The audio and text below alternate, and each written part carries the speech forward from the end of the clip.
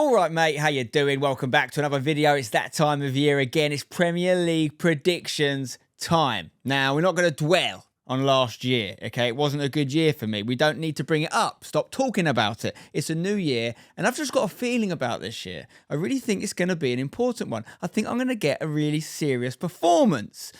I have spent a little bit of time thinking about who I'm putting where. There have been some difficulties. Obviously, the transfer window still not closed. There's lots of moving parts that can still change things, but at this point in time, these are my predictions. We're going to work through them as usual from the bottom of the table all the way to the top. Who am I going to have winning the league? Who am I going to have getting into the Champions League? Which potentially could be not just 4 spaces, but 5 spaces up for grabs from the Premier League this year. That's important.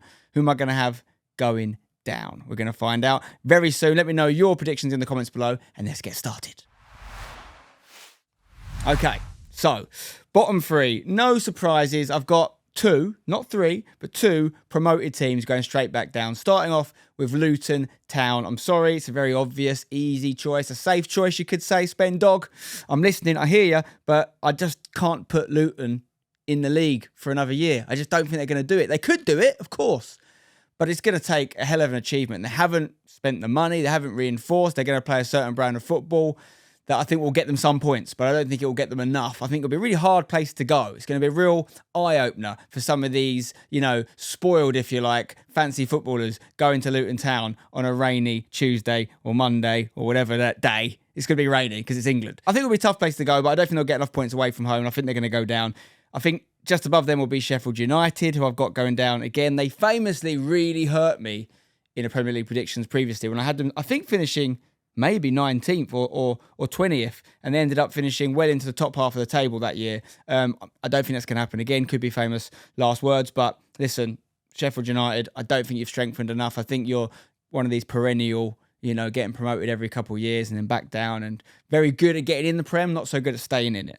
18th position, I'm going with Wolves. Now, I don't know if you saw the announcement Wolves put out, or the sort of open letter they put out to their fans about their financial situation, about how important it was for them to turn a profit from their transfer dealings this year because of not only financial fair play, but the fact that it's been X amount of years since COVID now. And I think more than Wolves, a lot of teams are feeling the pinch now, and it's affecting the way they do things. Lopetegui, as we're recording this, hasn't left, but the rumour is he's going to move on. He's not been able to attract the sort of players he wants. Gary O'Neill, ex-Bournemouth boss, could be coming into Wolves. He did pretty well at Bournemouth. I think it was quite unlucky to leave there, but I still don't think they have got enough of a squad, and by all accounts, they're not going to have enough of a squad to compete. So I think Wolves' journey in the Prem this time around could be coming to an end this season. Now, just outside of the relegation zones, and I could regret this one because at times last year, they were fantastic, but I'm putting Fulham in 17th. Now, hear me out, okay? Because obviously, the likes of Palhinha, massive. West Ham have been trying to buy him. Mitrovic had a really good year. It looked like he was going to go to Saudi Arabia. He hasn't yet, but they've bought in Raul Jimenez from Wolves. That, for me, even though it wasn't a massive amount of money they paid for him, that stank of them preparing for life after Mitro. And it seemed like Mitro was going to kick off if he didn't get that move to Saudi. So I'm not sure what's gone on there. He may well stay. This could be the first one where I get really wrong.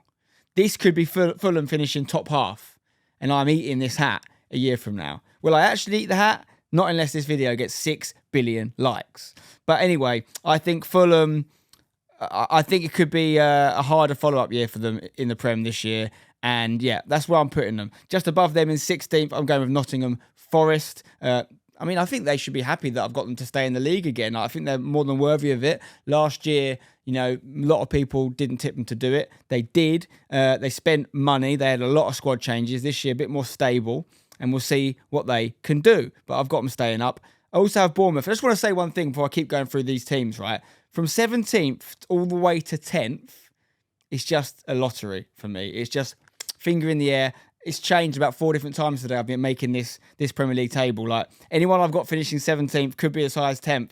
I don't say this every year. I just really feel there's a group of like 6 to 7 clubs that are not top half or like European teams, but aren't in danger of relegation. And Fulham are one of them. Nottingham Forest are one of them. Bournemouth I've got in 15th. I don't think they're going to go down. I don't think they're going to be a lot higher than 15th, but they could get 3 or 4 places higher. Just above Bournemouth, I've got Everton. Now, I thought Everton would be a full season of Sean Dyche with them. Not only will they be safe, I felt they could maybe be pushing up the table, but I haven't seen enough business from them. I haven't seen the sort of strengthening that a club like Everton should be able to do. They're a big club. They should be able to attract good players. I feel like they're also maybe feeling the pinch that Wolves have felt. They have spent a lot of money in recent years. Maybe they're having to be a little bit more careful with that now, and it's affected them. In 13th, I've got Crystal Palace. Now, this is a tough one because they've lost Sahar. They could still lose Michael Elise. He's been linked to Chelsea. Man City could come knocking for him. If Palace lose him and Zaha, I think it'd be a real shame for them because I think they'd turned a corner from Hodgson's previous era. When they had Vieira, they started to put this real attacking lineup together, which wasn't the sort of football we got used to with Palace. And when Hodgson came back, he had them cooking, and that's why he's still there. But if they lose Elise as well as Zaha, I can only see them dropping down the table. Right now, they've only lost Zaha. I've got them in 13th spot. Again, I could see that being a couple of places higher. I could see that being a couple of places lower. In 12th spot, I've gone with my old gaffer, Vincent Kompany. I used to work for him. He's now Premier League manager. Are those two things connected? You tell me. I'm just saying it's a bit of a coincidence. I used to work for him now as a Premier League manager. You're welcome, Vinny. He's at Burnley, had a fantastic year last year, of course, getting them up, completely changing the way Burnley play, the way that they've been associated, the sort of football they're known for is gone. He's brought in a Pep brand of football with the Belgian twist, and I back them to definitely stay up. I don't think they've got exceptional players. I do like the goalkeeper, obviously Trafford, unbelievable under-21s tournament for England. He's come in, he didn't concede a goal in that tournament. And yeah, I think Kompany's got that network of contacts where he can find very good young players. I know he wants Lokonga from Arsenal because he knows him from his days at Anderlecht, having managed there previously. He can get some good young players. There'll be people that want to play for Vincent. And I think, they'll be safe. I don't know if they've got enough to get into the top half just yet. That's my thoughts for this year. And in 11th, I've gone Brentford. Now, obviously with the Toney suspension, how much is that going to affect them? At first, I thought a lot. I was even thinking about having them just on the outskirts of the relegation area. But I've changed my mind because Brentford always find a way. They have great recruitment, much like another team that begins with B and R. And yeah, they have other players that I think maybe could step up. And then Toney could have a strong end to the season, of course, or second half to the season. So I've gone with 11th for Brentford, which I think is fair for now. Now, you're probably thinking, Spendog, we haven't heard you mention your beloved West Ham, European champions. Have I mentioned that, by the way? We're European champions. We are champions of Europe, the only champions of Europe there are. Well, I'm going to mention them now. 10th position. I have many times regretted where I've put West Ham in these predictions videos. Often put them too high and lived to look like a mug. I've really thought about this, and maybe I'm going heart over head here, considering we are in the Europa League as well, which is going to, it's going to busy up the schedule. But we have so much money to spend, and I know we haven't spent it, and I know alarm bells are going off, as they should. And I know every other team in the world knows we've got this money to spend. Not just the Rice money, we just sold Skamaka as well. We're so bad at signing strikers, by the way. It's actually embarrassing. We've got to be the worst team in world football, pound for pound, when it comes to signing strikers and getting value. We sign people like Hilaire, lose money on him. He goes on to be, he's got some sort of Champions League goal scoring record, I'm sure, at Ajax, and then obviously had his health scare, doing well at Dortmund, made a loss on him. It's not just him. Skamaka even, I guarantee you he'll score goals at Atalanta. I bet you he scores a lot of goals for them. And he looked so happy to be there, didn't he? He's at West Ham for 1 year and he couldn't wait to get out the place. Honestly, even as a European champion, we do need to improve that, our striker situation. But we've got money. As I'm recording this, there's a good chance we're going to get Harry Maguire, which I'd be buzzing with, by the way. There's a reason there's a slabhead picture on the wall over there. I think West Ham could be a good club for him. I think we could play a back three, which brings out the best in Harry. I think Moyes will love him. I think he'll love playing in that setup. I think we're going to probably get at least one centre mid, if not McTominay, maybe Alvarez from Ajax, maybe both. There's a couple of names being thrown around. We could still go in for Ward-Prowse. I haven't closed the door on that. Southampton are ringing me. I haven't closed the door on it. So, all things considered, 10th. Knowing West Ham, we could easily be in a relegation battle again. Easily. I'm not immune to that. I'm just looking at these other teams, and I think they could too. So that's why I'm putting them in 10th. Now, this is where it got really tough for me, I've got to be honest.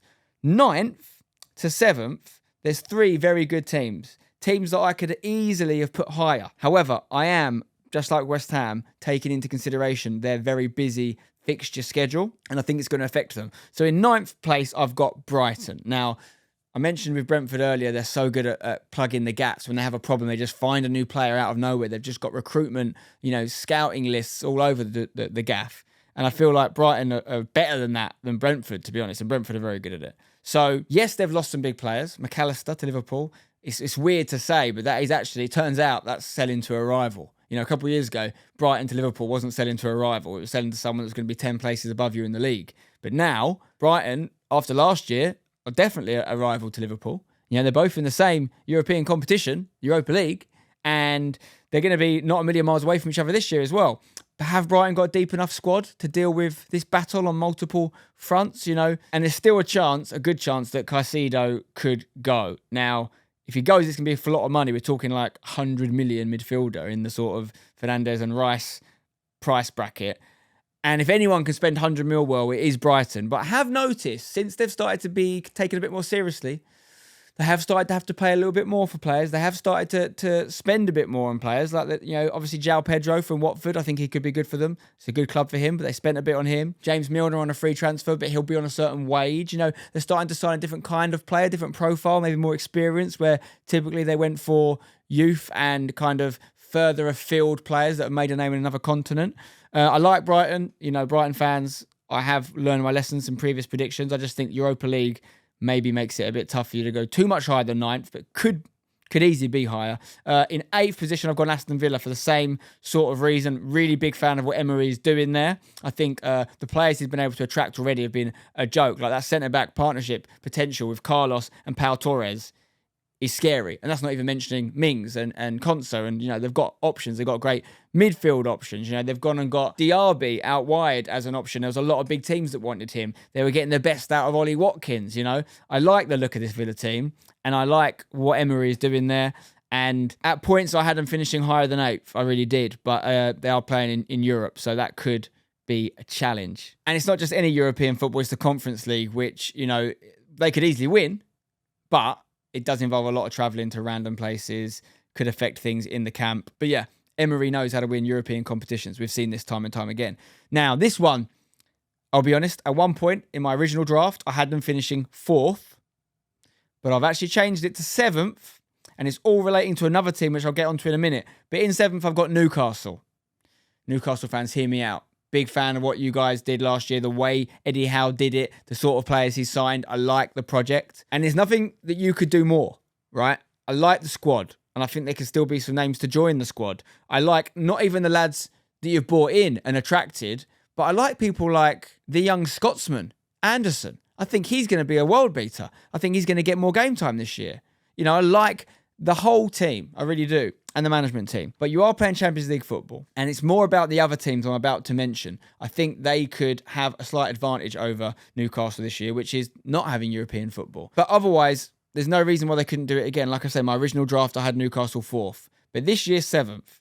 Tottenham in 6th. Now, I was going to have Tottenham down in 8th. However, there's 2 things to think about. First of all, no European football. That's massive, okay? I actually think Postecoglou could be a decent addition. I think he could be the sort of no-nonsense manager that Tottenham have needed for a while. I know they've had like disciplinarians in the past, like, your Mourinho's, and Conte, isn't a walkover. But I think Postecoglou, I don't know, something about it just seems like it might work for me. I think they went 2 big names that didn't have the sort of like talent pool they're used to working with. Whereas now they've got a guy who's been on the up as a manager, hasn't been a massive name as a player, and hasn't ever had a job this big before, no disrespect to Celtic. And I think it could work. The James Maddison transfer, huge. But of course, the biggest transfer that could affect things for them is Harry Kane. If Harry Kane goes, I'd happily downgrade my 6th shout to 8th for Tottenham, right? But I'm not sure he will. Even though Bayern Munich are desperate to get him and Kane seems like he wants to go, Daniel Levy's apparently turned down 100 mil. And if I know anything about football, it's that I know Daniel Levy is a very difficult man to do business with. Does great business for his club in terms of how much money he gets for players and, how much he holds on to players. He's already held on to Kane years before when we thought he was going to go to City. So if Kane does go, Postecoglou is going to have some sort of war chest to replace him. Very hard to replace. But I was looking at their squad and I was like, actually, if Kane goes, they lose a world-class player, no doubt about it. But they can still have a front three of Son, Richarlison and Kulusevski.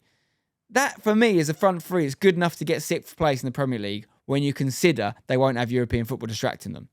So that was my basis for moving them up to 6th. And maybe they could get 6th even without Kane. You know, they've made good additions. They've got the new centre-back, lad from Wolfsburg. Maddison could be amazing for them. Like, they haven't really had a player like that in a while in that pocket. I mean, I know they've had like Ericsson, but I think Maddison's different. He's kind of a bit more like when they used to have Gaza when I was growing up. Like, it could be interesting. Anyway, we're moving on to the top 5. And the top 5 is important because it used to call it the top 4. But there's a very good chance if the Premier League maintains its coefficient ranking in UEFA, that 5th place will get a Champions League spot at the end of this season because of the new look Champions League format, which is essentially them trying to do their own version of a Super League. It's going to be a bit ridiculous, to be honest. It's going to be like 100 odd games before anyone even gets knocked out in a Champions League. Wow. It's the way the world's going. Whether you like it or not, it's happening. It's coming. And yeah, 5th place could get you a Champions League spot. Could. Not definitely, but could. So with that in mind, who have I got in 5th? Liverpool. Hadn't mentioned them yet. They are in European football, not Champions League, obviously. I don't know if you can call it a transition year, because I feel like they're sort of already in a transition. I feel like they've been in transition, actually, since Wijnaldum, and I talk about this a lot, since that midfield of Wijnaldum, Henderson and Fabinho got broken up. And I know they had a good year without Wijnaldum. You know, they got 2 trophies that year. They were battling for the quadruple until they lost, you know, the league and the Champions League, but they won both domestic cups in England. That was only 1 season ago, really. But I do feel like the way they play has been in transition. And I feel like this summer's transfer window is the biggest change for them in terms of Henderson and Fabinho moving on. You know, with Firmino moving on as well. What a massive player he was in that golden era for Liverpool. So it's time to be reborn as a Liverpool team. And I think, you know, God knows how you say his name, Szoboszlai, whatever his name is, the Hungarian dude in centre mid, he's come in. And then you've also got McAllister, mentioned earlier, leaving Brighton. The defence is kind of unchanged. That's a good thing for them, I think. Van Dijk's going to be captain now, though.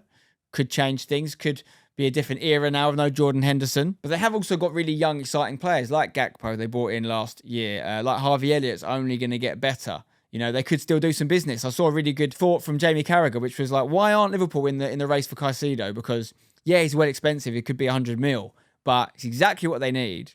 And they've got money from Henderson. They've got money from Fabinho they probably didn't plan for until the Saudi opportunity came up. So they could afford him, I think. I mean, could any Premier League club end up with Mbappe? We don't know what's going on there. Someone might get a little cheeky 1-year Mbappe boost. Could be massive. But I also think Liverpool are a club that are still trying to work out. There's a lot of new players that need to learn how Klopp plays. And they're going to start straight away, I think. I think McAllister and Szoboszlai have to both start. And that's a new look midfield. Could be great. Could be like the midfield of old, but it will take time. So Liverpool 5th for me, potentially Champions League. Now, I haven't mentioned Chelsea yet. I'm going to mention them now. I'm going to stay 4th for Chelsea. Now, again, in my original draft, I had them lower, but I really do rate Pochettino. I actually don't think the squad is that good, believe it or not. I know that's a bit controversial. I know they spent a hell of a lot of money. I think the squad could be really good. There's a lot of young, high potential players in there. But the chance of them being really good this year, I think, is actually quite low. There's only a handful of players that I would say are in the sort of world-class category there. 2 of them, certainly Reece James, I'd say, is one of them. Maybe Ben Chilwell, I really like him, but they both don't play enough games. That's a fact. Fernandes, obviously. Not many others. I think there's loads of people that are exciting, like Cole Will, I think could be a world beater, you know. Who knows what the future holds for Mudryk? You know, we know what Raheem Sterling's done in the past. They've got the new lads coming in, you know, like Jackson, who they got. Obviously, Nkunku's the main man now. It seems like that anyway. But he's going to miss, 3 months? It's going to be that's a massive blow for them. Let's make no bones about it. But I think the fact that they're not playing in Europe and the fact that Pochettino is very good with young players traditionally could be enough to sneak them back into the top 4/top 5. So I'm going with Chelsea in 4th. If it was about the quality of their squad, just in the Premier League, I would have Newcastle above Chelsea. I would have potentially even Villa and Brighton above Chelsea, honestly. However, they are battling on one front, and that could be massive. Right, top 3. 3rd place, Man United. Yes, same again. Same as last year. Some interesting additions. The big striker, the Højlund versus Haaland battle is going to be fascinating this year. Really looking forward to seeing what he can bring. I don't think it's going to have a Haaland-like impact at United, like what Haaland did at City. But I think Højlund could score a decent amount of goals. I think he's their striker now. They've spent a lot of money on him, and it's an obvious focal point for their attack. If Rashford can recreate the form he had last year, that's brilliant, you know. Bringing in Mason Mount was an interesting one for me, I have to admit, because I like him as a player. I think it's a good price for that player, even though some people have said it's too much. I think in this market it's about right. But for the actual Man United midfield, assuming that means it's Casemiro, Mount and Fernandes, I need to see that in action before I'm convinced by it. I think there may be a different kind of player they were more in need of, but we shall see. Third is still very decent. I don't know, I'd love to know if you're watching this and you're a Man United fan, would you take third now? Because I know Man United typically want to battle for everything, want to be at the top. It's been a while since they've been at the top. And actually, realistically, there's so many teams going to be competing for the Champions League spots this year. I don't know, maybe you take it. 2 spots left. And will it be the same top 2 as last year? We know it's the same 2 teams because I haven't mentioned either Arsenal or Man City. The question is, who have I got winning the league? Do I think the Rice transfer, the Havertz transfer, the Timber transfer, etc., the new additions at Arsenal are enough to win in the league? Am I that much of a Declan Rice fanboy that I think him going to Arsenal is going to be the missing part of the puzzle to end City's dominance and have Arsenal win the league? No, I'm not. I've got Arsenal finishing second, which is interesting, right? Because it's technically no direct improvement when they've spent a lot of money and they've spent big money, but I think they've spent it well. I think they've bought players. Well, I say that. I think the Rice one is massive. I do think that is great. Havertz, I'm not saying I don't rate him as a player. I do think we haven't seen his best yet. But I don't know if that was the right purchase for Arsenal. Timber made perfect sense. Someone that can strengthen that defence, allowing Ben White to come back into centre-back if needed, or him to play at centre-back and Ben White to stay at right-back. If a centre-back like Saliba gets injured, they needed reinforcements because that's what really ended their run at the Premier League last year, and now they've got it. Makes a lot of sense. The Rice one, we don't need to talk about Rice. I've done a whole video about it already. Make sure you watch it if you haven't. But basically, it was the perfect transfer for them, even with the price. All the price does is put pressure on Rice to be as good as we know he can be. And that price alone could be the reason he's not, because it does get in your head. It could affect Enzo Fernandez. It could affect loads of players, especially if you're not a player that scores goals. But from an Arsenal standpoint, it made sense. The Havertz one is interesting because a lot of people are saying he's going to play as an 8. It's going to be Rice, Havertz, Ødegaard, or at least that's what Arteta's gambling on introducing long term. I think that would be a mistake. I think Havertz could be a good squad player, could come in and play. If Ødegaard's got an issue, he could play as a false 9, he could play up front. Gabriel Jesus is out. Havertz can go in there, as he did in the Community Shield. Like, there's options, right? But generally, if they want to win the league or compete, I think the middle 2 has to be Rice and Partey. Now Xhaka's gone. And then with Ødegaard, obviously ahead of them. Havertz has to just fit in when he's needed. But it was a lot of money. But I like the additions. The reason I haven't got them taking City's crown, I think City are just better at playing the sort of football that Arsenal want to play. I think Arsenal's squad now is good enough and exciting enough that they can do what they want to do against every team in the league, apart from City. Those 2 games are going to define this Premier League, unless there's other big shocks that obviously I can't plan for. Typically, Man City don't care about the Community Shield. Also, not that this is something I've taken into consideration, but typically the team that win the Community Shield never win the league, for what it's worth. But, it was ultimately penalties, and it was a last-minute equaliser for Arsenal. So, City, even though they've lost the likes of Gundogan, a huge part of their treble and all their trophies they've won the last few years, they lost Mahrez, massive contributor for them for a while. And they do need to replace, I think, they need to bring a winger in. I know they've got young players coming through, so maybe they have replaced it internally. We just haven't seen that yet. But they've obviously replaced Gundogan with Kovacic. They've got people like Vardiol in at centre-half, which is the best, the most in-demand centre-back in the world right now, at least. The idea of Vardiol playing for Guardiola is quite nice, isn't it? There's something nice there. It's like Arsene Wenger at Arsenal. And yeah, I think what they do now is John Stones will really maintain that centre mid role, I think. I don't know. It's going to be interesting to see. Guardiola always keeps us thinking, doesn't he? He always keeps us guessing because he's always got new ideas. But maybe they need one attacking addition to replace the loss of Mahrez. It looks like Bernardo Silva's going to stay. It looks like Kyle Walker's going to stay, which I think is quite important, certainly Bernardo Silva. But yeah, even if they don't make an addition, I still back them to win the league because I think they're just that much better and they're that much experienced. They've just got a whole team of winners that have won so much now. And that is a hard thing to beat. It's about the back-to-back Prems is the hard bit. Well, Man City have now got the chance to win 4 Premier Leagues in a row. No one has ever done that before. So they'll be chasing that all year long. That's going to be the new motivation. They've won the Champions League now. So surely the Prem now becomes the priority again because they can be the first team ever to win 4 in a row. That's my 20-team Premier League, guys. Obviously, at the end of the season, we'll rank it in terms of points. For every position that's wrong, I'll get a point. You want as little points as possible. Could this be my best ever year? Could it be my worst ever year? Let me know in the comments below if you think any of these are particularly off. Like I said, 10th to 17th is a jumble, and that could, and honestly, they could all be mixed up, and I don't think your predictions would be any worse. And then the Brighton, the Villa, the Newcastle shout, the Tottenham shout, the Chelsea shout, that is all linked to how much European or lack thereof football they are playing this season. So it's about schedules as much as it is the talent of their squad. But my top three is exactly the same as last year's: City, Arsenal, United. Let me know what you think. Drop a like on the video if you enjoyed it. Subscribe for more. Until next time, don't go changing.